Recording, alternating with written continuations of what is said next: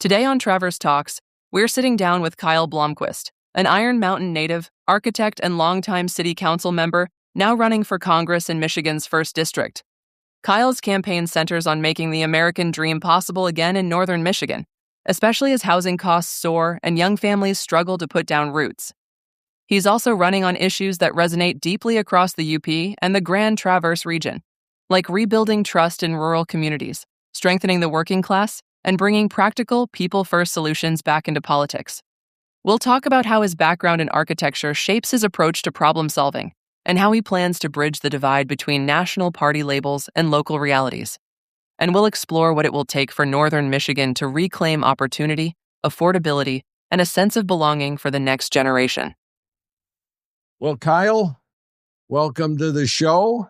It's great to have you on here. It's always great to have the candidates for CD1 on our show. It is good. I think it's good that the candidates come out and talk directly to the people. I know you've done some stump stuff up here, but this will gets out to a larger audience than normally the stump speech. So I'm glad to have you on. I appreciate you having me. Well, great.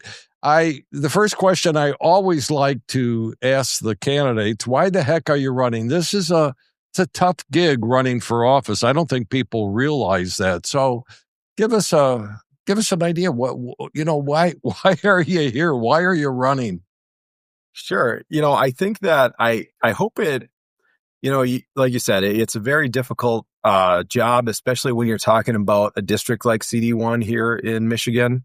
I think it's second largest district by landmass in, I think, east of the Mississippi. And so it's a lot of empty space. You're talking to a diverse group of people. And really, I hope people understand that there's an inherent desperation when someone is running for office, that they really want to see something happen in the world, or oftentimes that's the case. That's definitely the case for me. For me, I see my rural hospitals closing or reducing services the entirety of my life, operating under a system that has been eroding, sagging under its own weight for a long time. I believe that healthcare should be treated as a human right in this country. And so as part of that, I believe that Medicare for all should be on every single congressional ballot in the country until we join the rest of the developed world in providing universal, comprehensive healthcare that's free at the point of service. And so that's really one of the biggest motivators in doing this. And then there's any number of other things that cause you to want to jump into that race. Me as an architect, I'm an architect by trade. I would compare architects with maybe teachers and doctors, or prospective teachers and doctors, in this expectation that your vocation, or through your vocation, you are going to be able to meaningfully improve people's lives, that you're going to create spaces that affect them positively. And you learn that going through architecture school. It's a really unique education in the way that you compete with other individuals, you collaborate with people, that they have this crucible of critique and understanding. And really at its heart, what you're trying to do is not to engineer some kind of artifact, but you're trying to create a place that is housing human activity. And what I found is that the realities of practice show me that I can take a 100-year-old storefront building back and restore it, but I can't ensure that the people that work there can afford to shop there. I can renovate an emergency department in a hospital, but I can't ensure that the people that go there for care don't leave there with crippling medical debt. That I can design beautiful $6 million homes for the wealthiest people in our society, but I can't house people en masse within my own income bracket or the people that need it the most.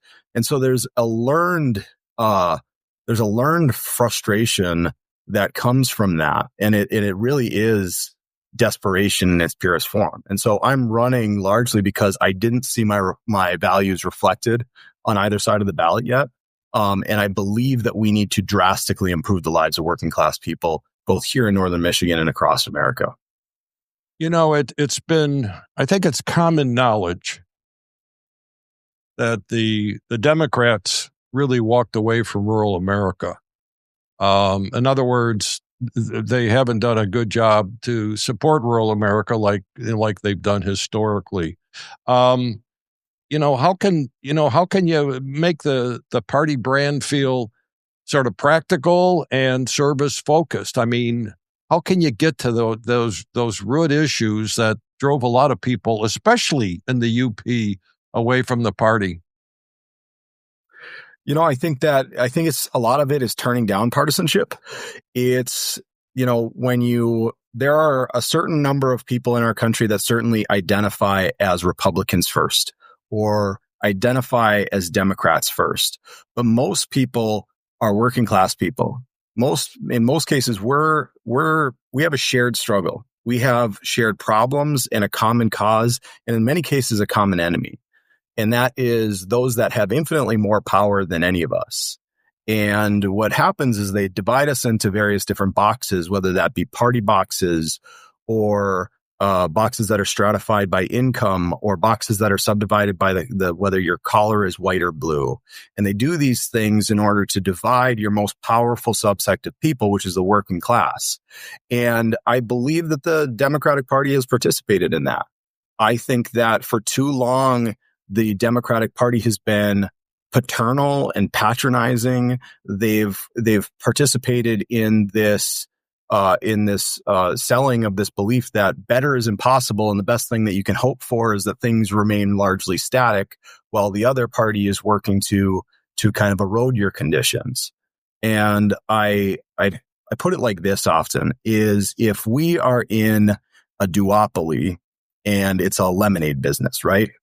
And we're going to set up one party's going to set up their lemonade stand on one corner, and the other party's going to set up their lemonade stand on the other corner. If one party is going to exclusively sell bags of crap, then as long as you sell lemonade, you'll be fine. And for too long, I think the Democratic Party has said, we're selling bags, now 50% less crap, and being surprised when people see that as a disingenuous exercise. And so I believe that what we need candidates who are proposing to drastically, meaningfully improve people's lives so that there's actually stakes here. You're not going to 10 years into Donald Trump finally have negative partisanship kick in and do its job. You need to go about the process of democracy for the purpose of improving people's lives, not just winning elections. One of the things when I was up in the UP most recently, which I mentioned to you earlier in the program, was probably back in October. And a lot of the towns have been decimated. Obviously, the copper companies came in, took what they wanted, and left the region many years ago. How do we bring the young people and the workers back to the rural towns? What do you do? I mean, we have a beautiful playground up here. I mean, Northern Michigan is one of the most beautiful regions in the world, not just America. I mean, we have so much freshwater coastline. We have so much forests and state and national park. I mean, we have this abundance of resources and places where people actually really want to live. Then the question is, where is the industry? Where are the things, the jobs to help people? And what I've found through the course of my life is that we're always in this state of precarity. And it's because an industry can come exploit us and leave very easily, or that things like mining have a timeline, right? They have an expiration date, and that leaves us tremendously vulnerable. But at a time when we should be able to work remotely and people should be able to have more mobility, they don't have that. What we equate to freedom in this country isn't really freedom, because you're not free so long as you are bound by employer-provided healthcare. You're not free so long as you can't move to an area where you have rural hospital systems reducing services, short staffing their nursing, not providing adequate care, and then potentially closing outright. You can't grow as an employer in some of these communities, and I'm Mayor Pro Tem here in Iron Mountain, we're blessed by having a lot of great employers here. But if our hospital systems can't provide the care that people need, they'll close and then that community dies. Not only do they lose the employment of that hospital and the care, but they lose the ability to entice new hires to come to the area. And it's the same thing when it comes to education. If we cannot provide a high baseline for people's existence in places like rural Michigan, they will not move there. And even though we should be in a golden age of remote work and allowing people to have a greater freedom to move about this country and live where they want and live where there's a space to be, we don't have the infrastructure to do that because we don't have rural broadband in the areas that we need it here in northern Michigan.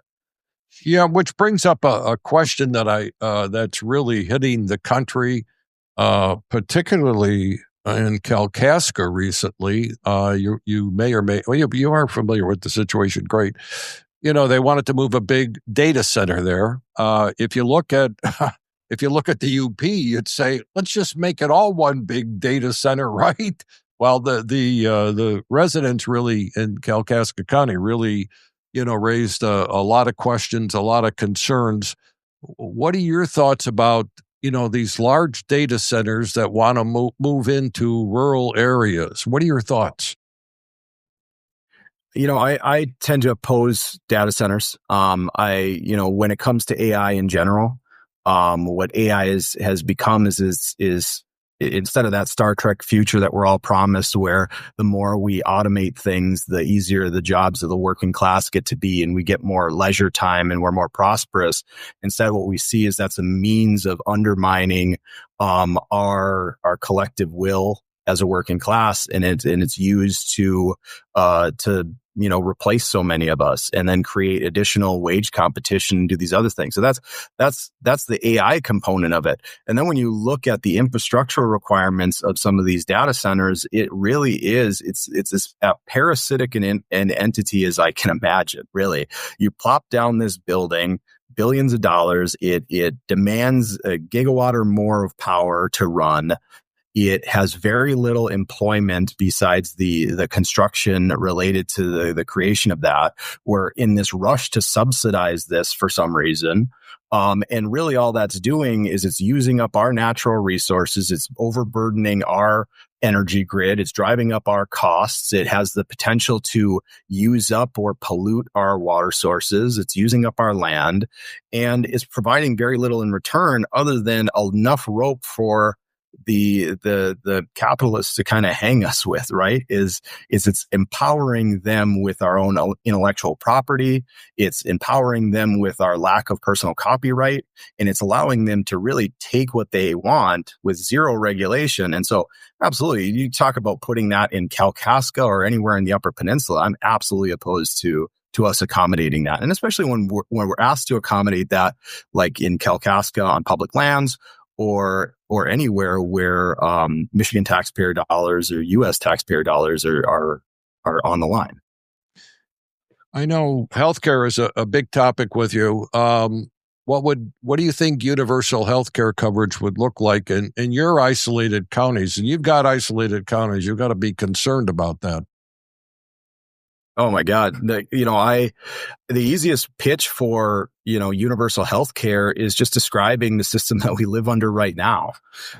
Outside of the fact that we're the only developed nation in the world that doesn't provide universal healthcare to its citizens, and the fact that we pay about twice per capita what the rest of the world pays for our healthcare, sometimes up to 10 times or more the price that the rest of the world pays for their prescription drugs. Then you throw in the actual logistical hurdles or the realities of seeking healthcare in this country.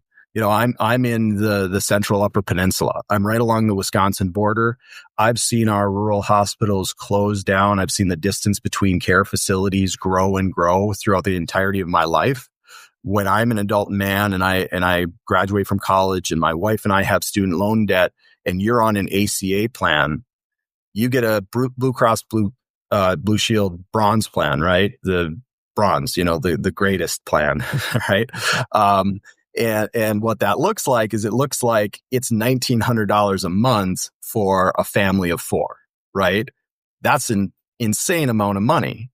But good news, we have ACA subsidies. And so through advanced tax credits, what we're going to do is, hey, you can afford to maybe pay $600 a month. And so you pay $600 a month, and the federal government will pick up $1,600 or $1,300 a month as part of these advanced tax credits. And there, you have healthcare, right?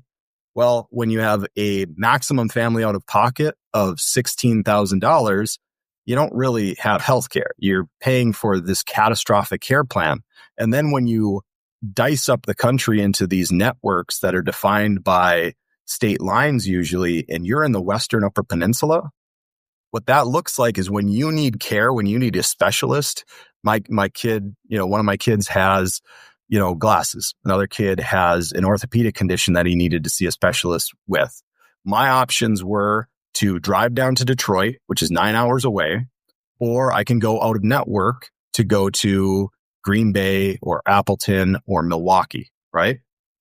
But you leave that network, you cross that invisible threshold, and now you functionally have no health care because that maximum out of pocket has now gone from $16,000 to $32,000. And oh, by the way, it resets at the beginning of every year. And so you look at that and you go, do you have health care? You're covered. The federal government is paying for this through advanced subsidies. You're paying for it out of pocket. Do you have health care coverage? And the answer is no, you don't. One final question, and it reverberates down here in the LP. And folks that don't know what LP is, that's the Lower Peninsula, and the UP is euphemistically called the Upper, UP. It's called the Upper Peninsula. Home ownership. I mean, it's expensive down here, and it's got far more expensive up in the UP. Believe it or not. What would your plan be to make home ownership, affordable again for young families or people that want to move up to the UP?